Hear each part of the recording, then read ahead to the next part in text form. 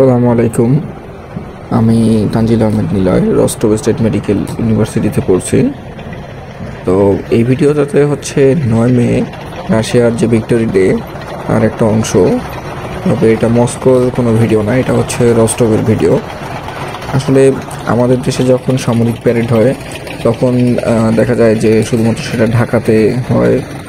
তো রাশিয়াতে বিষয়টা এমনটা নয়। রাশিয়াতে হচ্ছে যে সামরিক ওদের যখন প্যারেড হয় বা হচ্ছে 9 মে যে ভিক্টোরি ডে উপলক্ষে যে প্যারেডটা হয়, এটা শুধু মস্কোতে নয়, এটা হচ্ছে প্রতিটা রাজ্যে পৃথক পৃথকভাবে প্যারেডটা করা হয় এবং প্রতিটা রাজ্য তাদের যে শক্তি, সেই সামরিক শক্তি তারা প্রদর্শন করে। তো আপনারা এখন যে প্যারেডের যে সামরিক শক্তির প্রদর্শনীটা দেখছেন, তো এটা হচ্ছে রস্টভের, এটা রাশিয়ার দক্ষিণাঞ্চলের একটা রাজ্য।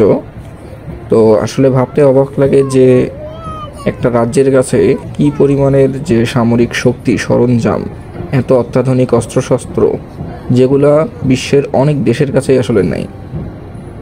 তো রাশিয়ার প্রতিটা রাজ্যের কাছে কী পরিমাণ সামরিক শক্তি আছে তাই ভিডিওটা দেখলে আর কি বোঝা যায়। এবং আসলে আমার এই ভিডিওটা আপলোড করতে একটু দেরি হলো, কারণ আমি আসলে অসুস্থ ছিলাম কিছুদিন।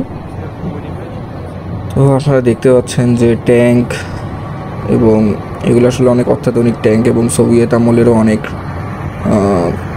যা ট্যাঙ্ক বা অন্যান্য যানবাহন যেগুলো আছে এগুলোও প্রদর্শন হচ্ছে।